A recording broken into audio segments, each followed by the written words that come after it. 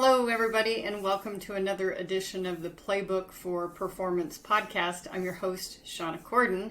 Our mission is to build better leaders. And today's podcast, 84, we're entering into a new theme for the next 10 podcasts or so. And it's all going to be about business planning. So whether you're a small team within an organization, whether you're an entrepreneur, whether you're the CEO, this set of business planning podcasts are all for you because it's going to take you through the step-by-step how to do this.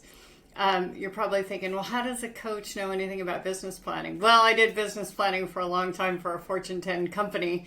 And in addition to that, have helped my clients who are running their own businesses with their business plans. And of course, I do my own. So let's get started. We're going to start with step one in the process, and that's really the values informing your vision. So as a leader, your whole job is to determine the vision and project it out to inspire the team. And you need to form your vision based on values. So how do you do that? And why would we do those values before the vision? Well, your values really determine what you do and what you don't do. They also determine who you hire. And whomever you hire has to be a match for the values. So the conflict that we're seeing in organizations today is because organizations have hired people who have values that are contrary to the organization's values or the team's values. They might have the skills. We call that wrong person, right job. But those are the people, sadly, you need to get rid of. If they don't match your values, then they're not a good fit for the team. And eventually they will sabotage you, not intentionally, but you will find that these people have behaviors that detract from your brand, that ruin the reputation, that cause conflict with other team members. They might be insubordinate to some of the vision and assignments that they have. So if they're not a match, you got to make the tough decision to not hire them in the first place, or eventually try to help them get on board or find them another place outside. This is how we make decisions. We make all our decisions based on our values. On a personal level, when people are like, I'm not sure what my values are, I say, where do you spend your money? Where do you spend your time? Because those are two really good indicators for people about where their values lie. They typically don't spend money or time based on peer pressure without alignment. So that's really a good indicator. Now, in a business, we are confronted with four categories constantly. It's how do we grow? How do we contain our costs? How do we develop the employees? And what do we do for our customers? How satisfied are they? And you will have to make trade-offs constantly in having a successful business. And the way that you decide what you're going to do is going to be based on those values. Are you into deficit funding? Are you willing to leverage? Are you willing to merge talent? Are you willing to acquire? All those things are going to be based on your values. Now, there's a lot of mergers and acquisitions that happen in corporate space. A lot of them are not successful. Why? Not a values match. The organizations have operated very differently, and how they do the work they do, even though they might have done the same work before, is different, and so there's conflict. So you see a ton of turnover that happens when there's some kind of merger or acquisition. I'm not saying it can't be done, but it's difficult if you don't have a values match. This is really the shape and character of your organization. There were times when I ran a PMO and I'd have two really well-performing project managers. They were meeting expectations for scope, for budget, for timeline, yet some of the people would love to work with one of them and hate working with the other one. Why? Because how they did things. And how they did things were based on their values. So if it was well-prepared, calm, really good communication, things like that, people felt pretty satisfied working with that project manager. If they felt like they were being thrown under the bus, they didn't trust the communication, everything was late or last minute, who wants to work with that guy? He's throwing you under the bus. So, again, this is how we do things is based on our values.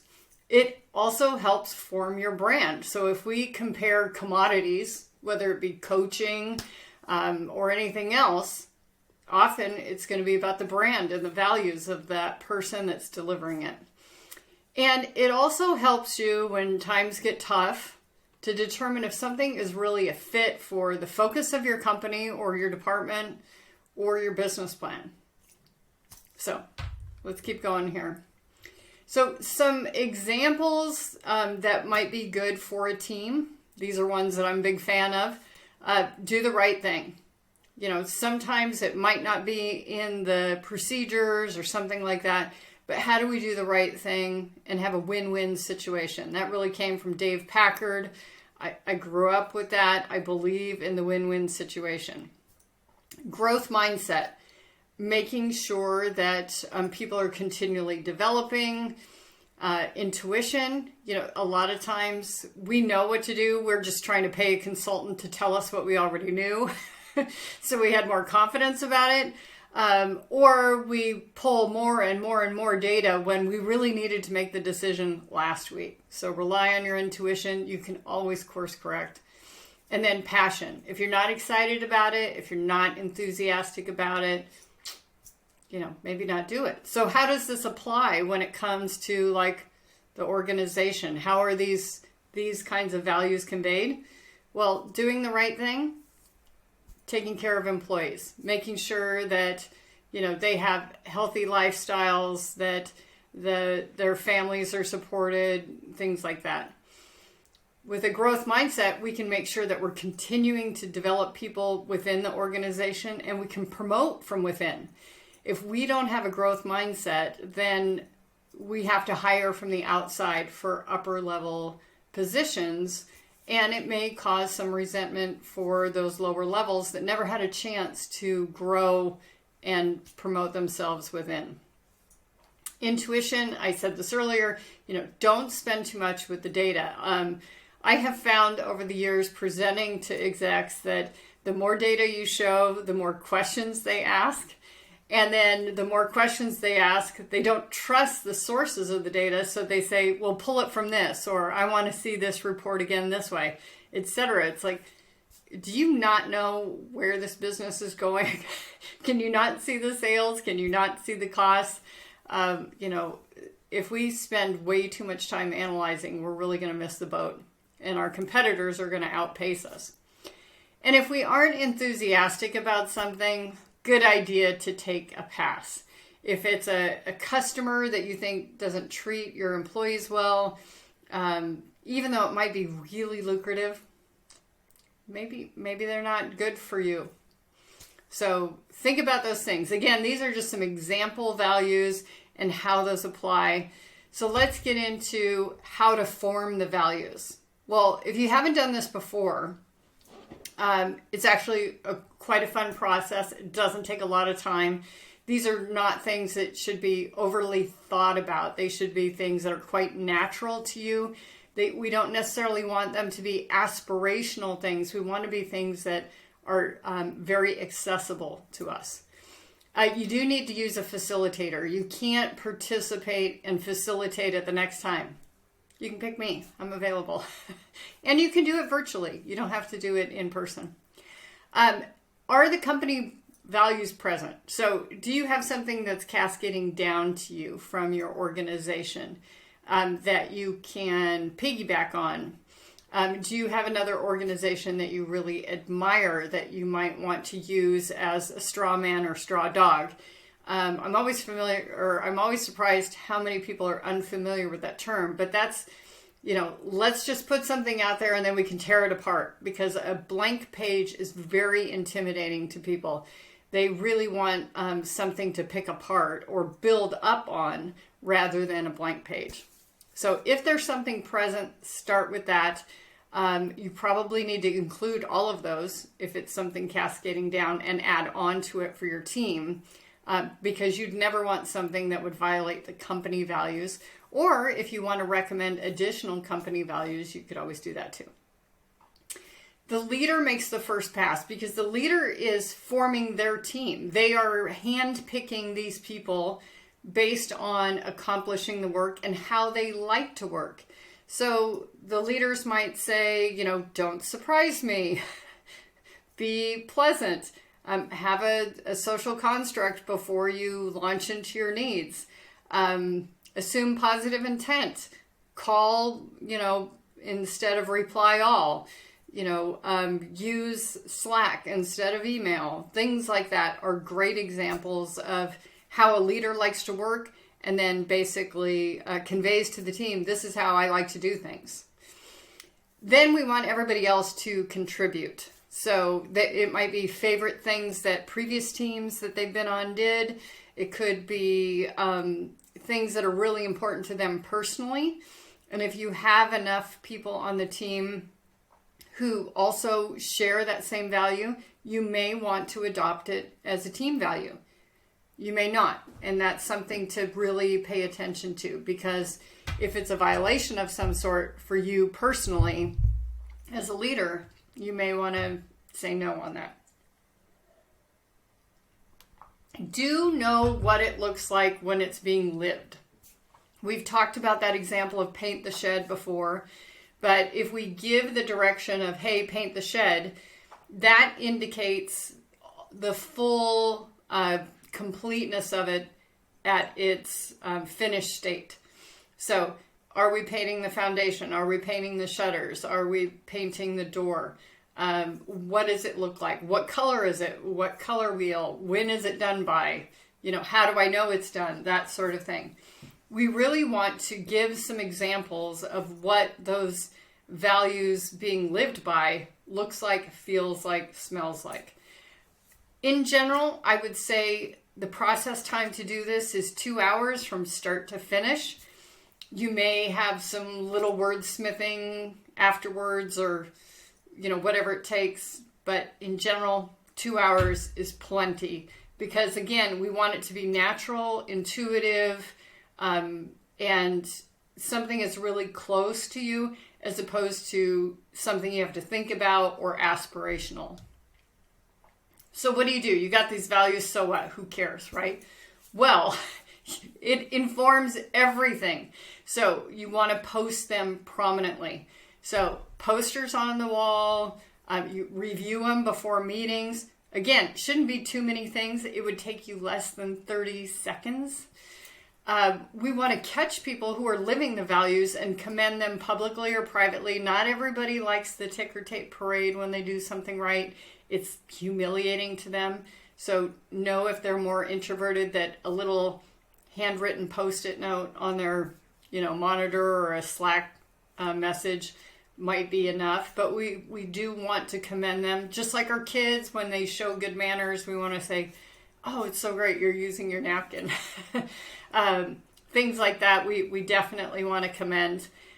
We want to encourage the team to do it for others. So it could be once a week in a staff meeting, somebody needs to observe someone else living the values on the team. Okay. When you see a violation of the values, this might be minor or it could be severe.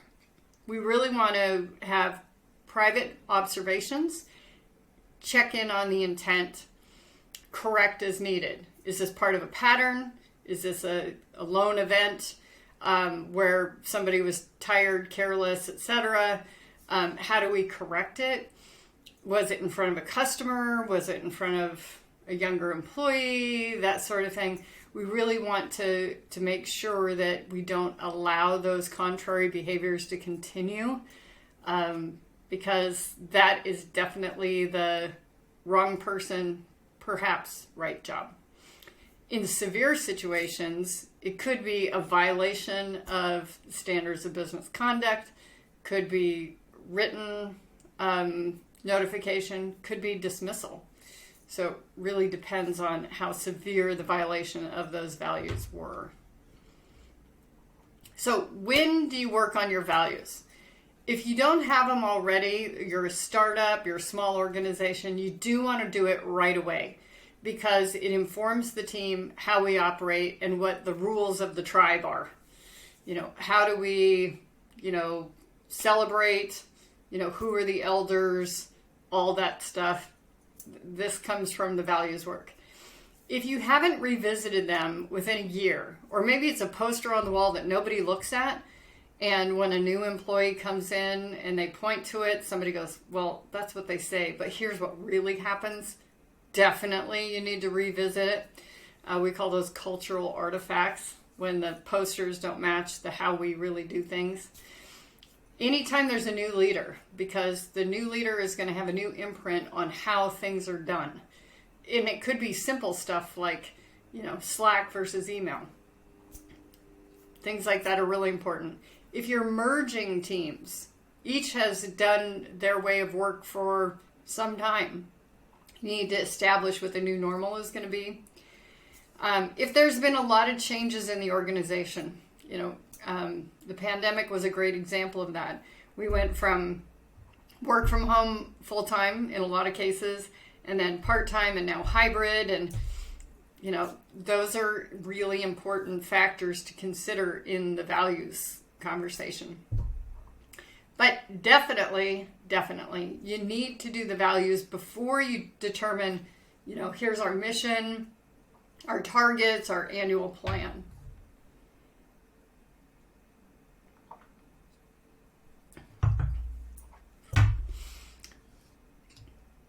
So that's our first pass, the first lesson in our business planning theme over the next couple months.